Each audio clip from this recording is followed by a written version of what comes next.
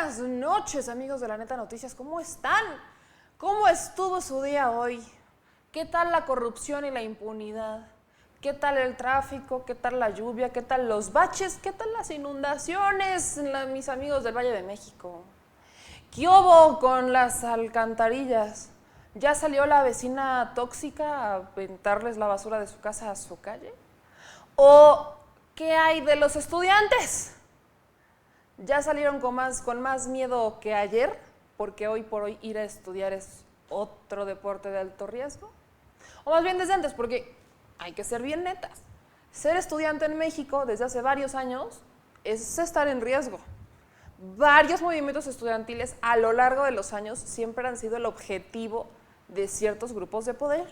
Entonces díganme, ¿qué tan listos están para vivir en este México de impunidad, corrupción que no se resuelve en un día?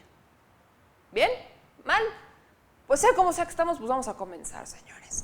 Yo soy Meme Yamel y ya saben que todas las noches tenemos las netas para ustedes, así que vamos a darle, porque hablando de inseguridad, violencia y deporte extremo, hay una palabra, más bien un oficio, una profesión que se nos viene a la mente, que cumple con todas estas características, de ser de alto riesgo, de ser así como suicida, bien, solo para valientes. Y esa es el periodismo, pero el de verdad. No el periodismo simulado que vemos en las pantallas de televisión, en casi todas las grandes televisoras, en donde pues tienen ahí al comunicador que habla bien bonito, que no investiga, que investigan por él y él nada más dice. Bueno, hablemos de los periodistas como por ejemplo los de Veracruz, en donde se han dado más de un caso en donde estos periodistas han muerto a manos de el gobierno, el narcotráfico, pónganle el nombre que quieran, pero han muerto. Pues al menos hoy podemos dar una buena noticia, y es que uno salió vivo, señores. Hablamos de Marcos Miranda Coco, que es ex rey del Carnaval de Veracruz y ex columnista del periódico Notiver, pero también él dirigía un pequeño periódico en Veracruz. Él fue rescatado esta madrugada tras un enfrentamiento entre los presuntos captores y elementos de la Secretaría de Seguridad Pública del gobierno de Cuitláhuac, o sea, de Veracruz. En sus distintas redes sociales, el propio Miranda señaló que fue rescatado más de 12 horas después de haber sido levantado.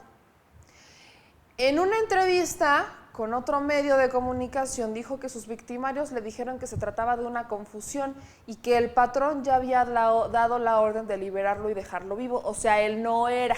¿A quién querían secuestrar? Quién sabe, pero él no era. El rescate se hizo alrededor de la 1:30 de la madrugada por los elementos de la Secretaría de Seguridad Pública tras un enfrentamiento, según lo narra el propio secuestrado. Dice que que él ya está en su casa, que no le desea a nadie lo que vivió, que lo iban a cambiar de casa, pero para él resulta que le iban a dar piso, o como nosotros conocemos, pues que le iban a dar cuello. Se supone que los elementos de la Secretaría de Seguridad Pública que andaban patrullando el lugar notaron que a altas horas de la noche un auto se metió a la terracería, les resultó sospechoso, lo siguieron y se armó una balacera. En un video en redes sociales, que es el que probablemente van a ver en pantalla, pues dice el periodista que hay que acordarse, ¿no? Él fue levantado el día de ayer, fue levantado el miércoles y 12 horas después, entre que lo iban a soltar porque él no era el objetivo y entre que había casualmente elementos de la Secretaría de Seguridad Pública del Estado de Veracruz y entre que los rescatan, ¿no?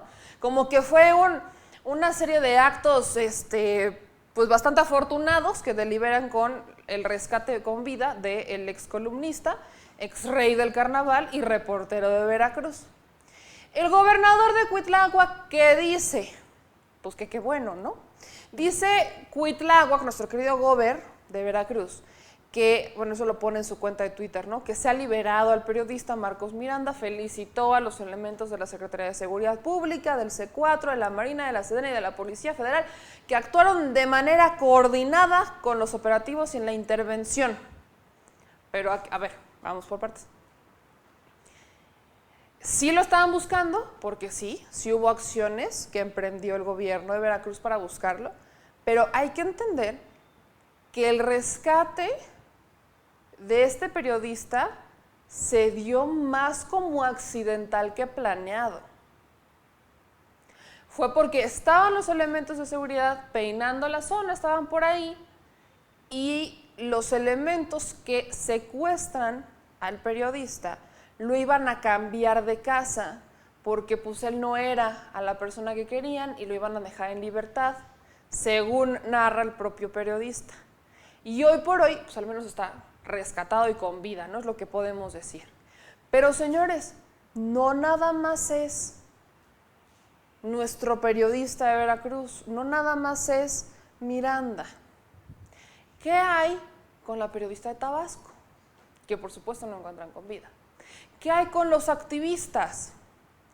¿Qué hay con este programa de la Secretaría de Gobernación destinado a proteger a las víctimas?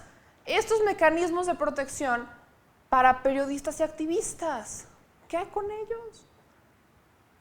Hay muchos que cuentan ya con las medidas de protección, pero son los mismos elementos, le meten a los mismos elementos municipales, porque es lo que hay. No tenemos más policías, ¿no? Uno de los grandes problemas en nuestro país, en este bonito México, es que no tenemos más policías. Al no tener tantos policías no nos damos abasto. Entonces, los mismos policías que muy probablemente son los que están coludidos con los que te están amenazando, son los policías que te van a resguardar.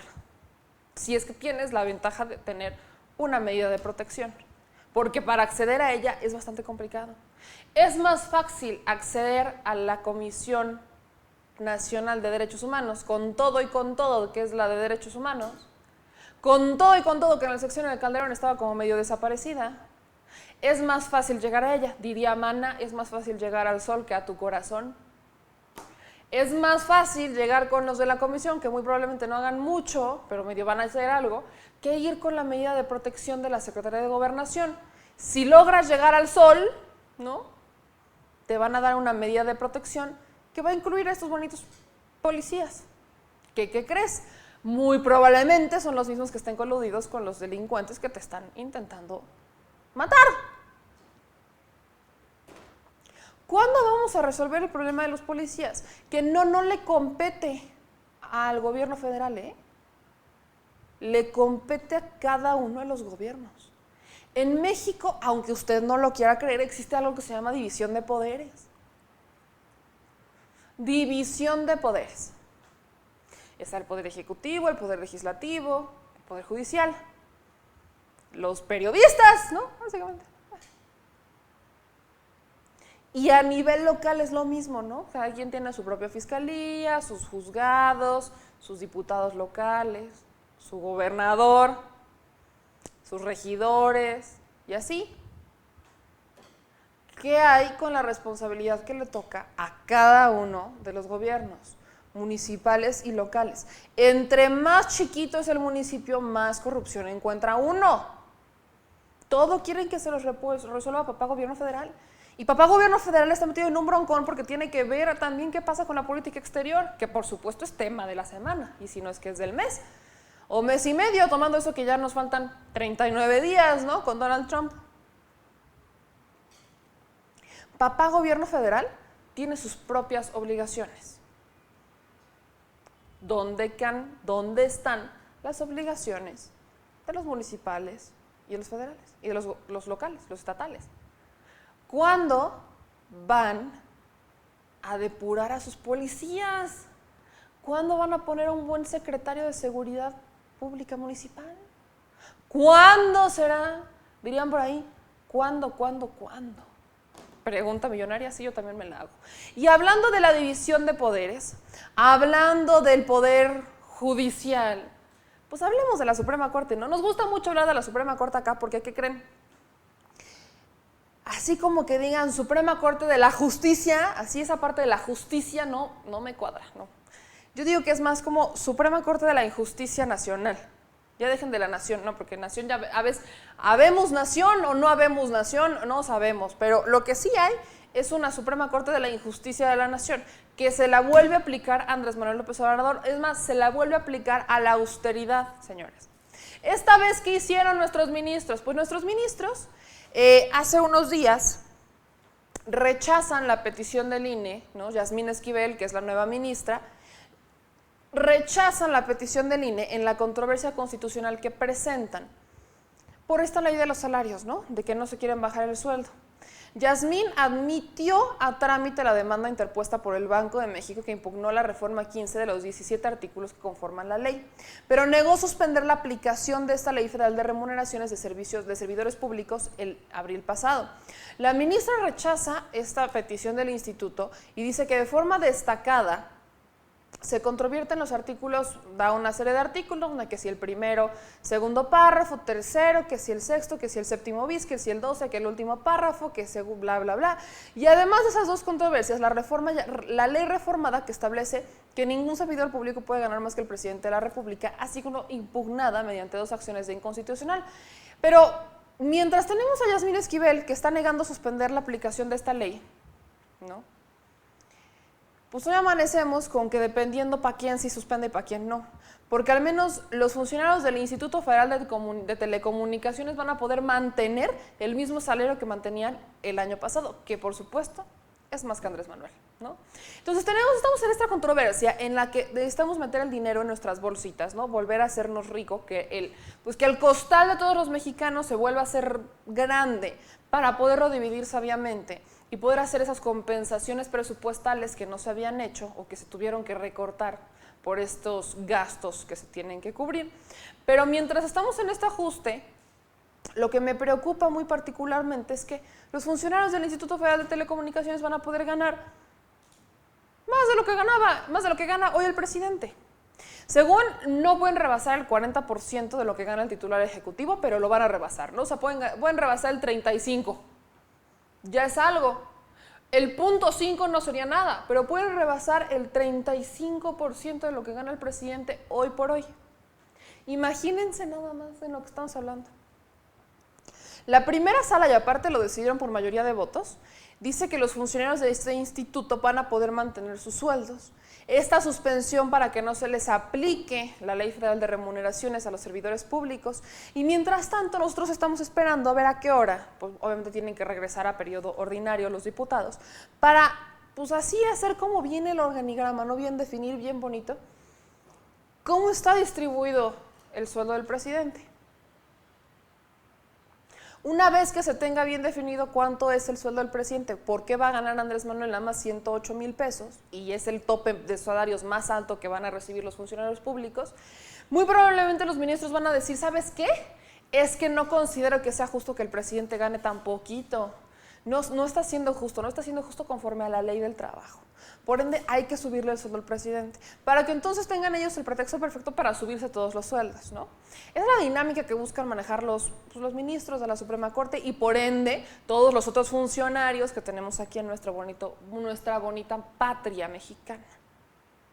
Pero yo no veo que a usted o que a mí nos respeten la ley del trabajo al pie de la letra como lo marca punto por punto, párrafo por párrafo, artículo por artículo, fracción por fracción, incluyendo las bis. Yo no veo que a nosotros nos estén aplicando lo mismo.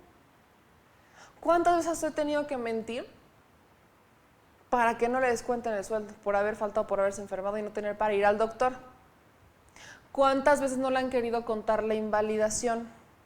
Díganme, ¿cuántas veces no les han dado el aguinaldo que les corresponde?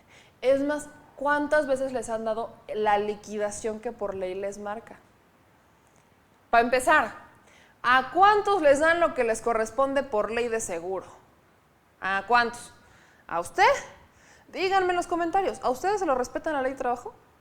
Porque aquí nuestros funcionarios nos están dando el ejemplo de que las leyes se deben de respetar al pie de la letra, como lo marca la Constitución y como lo marca cada uno de los reglamentos derivados de nuestra Constitución. Pero operativamente, al mexicano promedio, a este que trabaja, no le respetan las leyes como van. Se las transgiversan, se las hacen chicharrón y se las avientan. Y a ver, agarren lo que hay, mis hermanos. Y si les quedó, qué bueno, y si no, con la pena, ¿no? Pues es lo que hay. Mientras todos nosotros vamos a vivir felices con nuestros soldazos de la vida, con nuestra ley bien implementada. Yo digo, pónganme mucha atención, que como nuestros funcionarios nos están dando este ejemplo, de que se debe de respetar bien y bonito la ley de remuneraciones y por ende la ley del trabajo, pues yo digo que nos pongamos al tiro en nuestros respectivos trabajos. No nos va a salir igual, me queda claro, pero pues ahora tenemos el ejemplo de todos estos altos funcionarios que quieren que se les respete la ley al pie de la letra, como lo marca la doctora Constitución. Si ellos se les respetan, ¿por qué a nosotros no? Pregunto. Y hablando también de los diputados y de las reformas, pues esta noche, ¿qué creen que pasó? Bueno, esto pasó ayer, señores. Les voy a contar el chisme cómo está, porque este sí es chisme de lavadero, medio fundamentado, pero ahí les va. No toda la 4T está muy contenta con este plan de Andrés Manuel López Obrador, o más bien con las acciones que toma Marcelo Ebrard, el secretario de Relaciones Exteriores, pues en Estados Unidos, ¿no? De las negociaciones que lleva a cabo la semana pasada, para que no nos impusieran los aranceles, porque no tenemos para mantenernos, o sea, nosotros no somos como China, que China tiene la capacidad de llegar y decir, sí, Estados Unidos me quieres imponer, es más, yo me los pongo primero, a ver quién da más, ¿no? Nosotros como país no tenemos la capacidad económica para dejar pues, que se pierdan los empleos que se tengan que perder y que les respetemos la ley del trabajo como tiene que respetárseles, dándole sus 3 meses de bono por no tener trabajo, o sea, ya saben, cosas que nos deberían de dar, que no nos dan.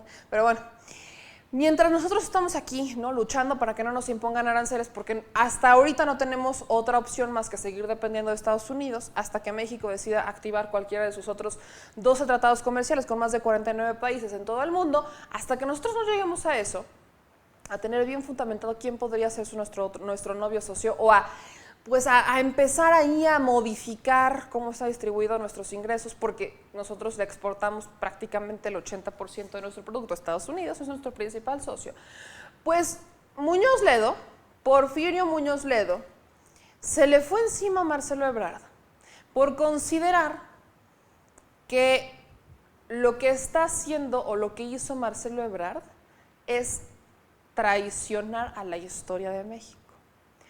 Según el presidente de la Cámara de Diputados, aclara que su postura es en defensa de la dignidad y la soberanía de México, porque hacemos un bien al gobierno oponiéndonos. No soy francotirador, yo no me voy a mover. En una nueva jornada de críticas a esta política migratoria, el presidente de la Cámara de Diputados afirmó que aceptar estas medidas es traicionar a la historia. En distintas entrevistas que da Muñoz Ledo, lamenta la actitud del secretario de Relaciones Exteriores de Marcelo Ebrard en las negociaciones que se dieron el fin de semana y lo califica de saludarlo casi hasta el piso, no siendo firme ni muy serio, sino inclinándose hacia Estados Unidos, lo cual en la política internacional y en la diplomacia no le es bien visto porque hasta el saludo cuenta, y ahí sí concuerdo con Muñoz Ledo. En la diplomacia, en la política exterior, todo cuenta, hasta el saludo, cómo caminas, cómo te vistes, todo cuenta. Acuérdense lo que les dije. Las relaciones exteriores, la política exterior es el arte de ser hipócrita sin tener cargo de conciencia. ¿Por qué? Porque es parte de la chamba.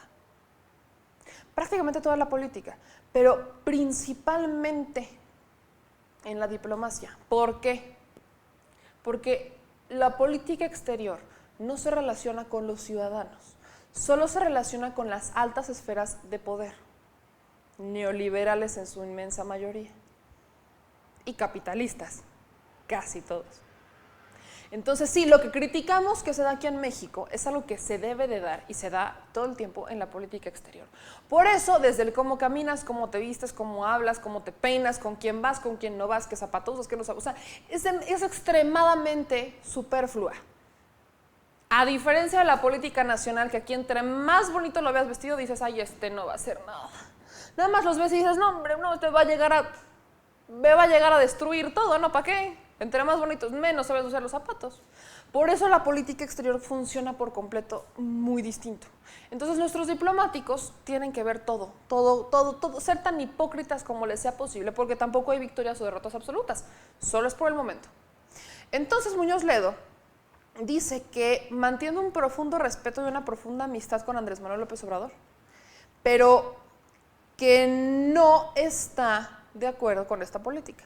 Recordó que en los tiempos del presidencialismo más acendrado fue el único que interpeló a Miguel de la Madrid, que esto es algo que aparentemente se les ha estado olvidando, y su perfil de política exterior no comulga con las acciones que está tomando el gobierno, o más bien Marcelo Ebrard. Incluso dijo que estaba invadiendo facultades de la Secretaría de Gobernación.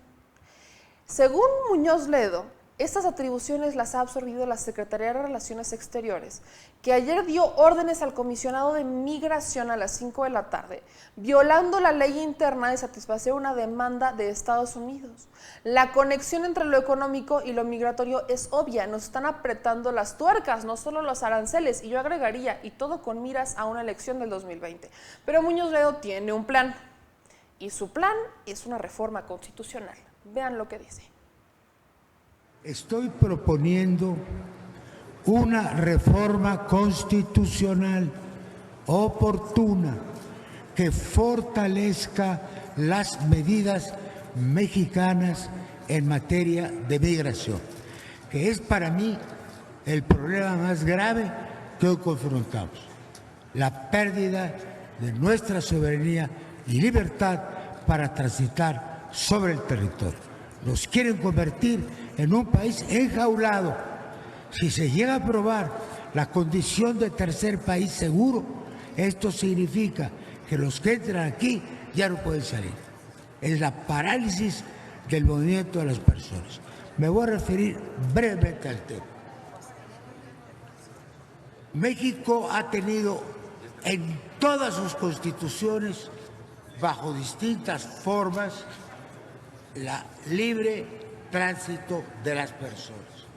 Desde la Constitución de Apatzingán, en donde decía que los transeúntes serán protegidos por la sociedad, sí, pero sin tener parte en la institución de sus derechos.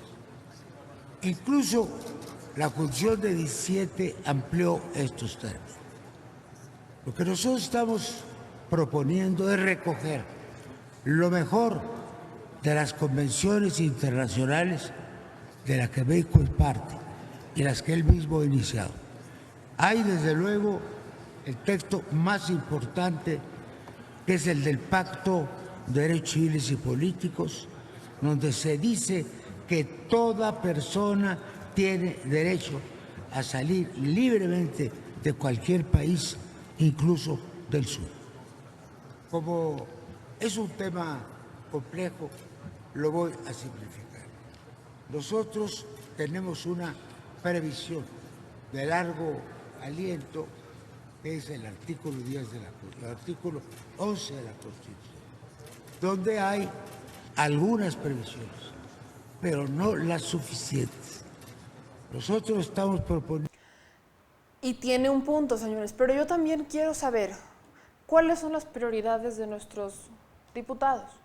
Hay un sinfín de reformas que todavía están sobre la mesa. La reforma al 35, quitarle estos pequeños privilegios a los presidentes, expresidentes más bien, que hay sobre, no sé, el outsourcing, cosas importantes, pero no, decidieron aprobar 23 efemérides, incluyendo el Día de la Abeja, el del luchador y el de la lucha libre, ¿verdad?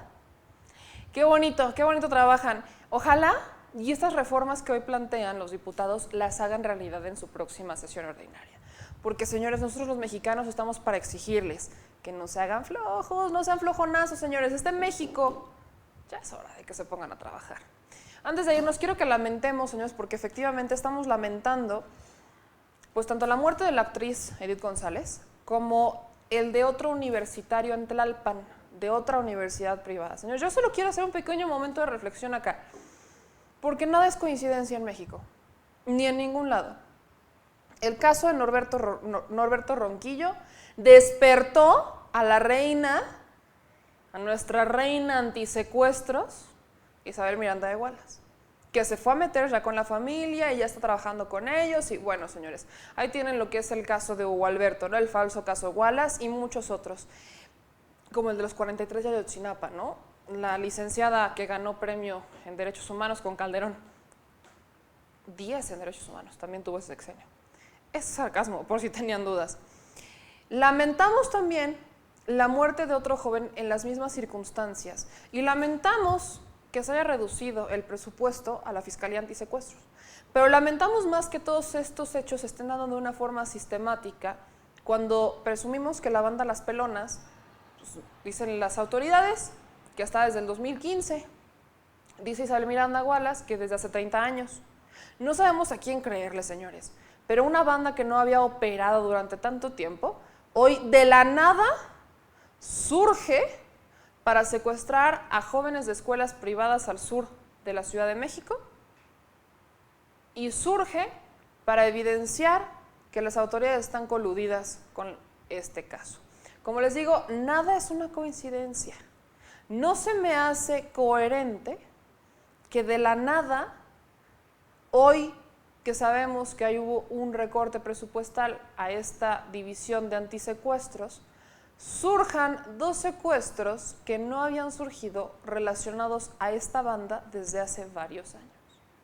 No vaya a ser que los intereses de la señora de Wallace, que son los de Calderón y los de Mancera, estén metiendo la mano. Ahí tienen a 5 inocentes en la cárcel, a ver cuánto lo sacan. Yo soy Meme Yamel y nos vemos de lunes a viernes a las 9 de la noche. Decir la neta, a nosotros no nos cuesta. Síganos en las benditas redes sociales como Facebook, Twitter, YouTube y también en Instagram. Si nos ven en YouTube, manitas arriba, comentarios aquí abajo. Por favor, amigos míos, no dejen de darle like y no dejen de compartir nuestros videos, pero sobre todo ponerle la campanita, suscribirse a nuestros canales. Nos vemos también en la televisión, en el canal 160 de Total Play y el canal 79 de Easy. No dejen de seguirnos, mis amigos, porque aquí estamos para decir lo que incomoda. Yo soy Meme Yamel, síganme en mis redes sociales, en Twitter, en Instagram, Meme Yamel CA. Nos vemos mañana. Adiós.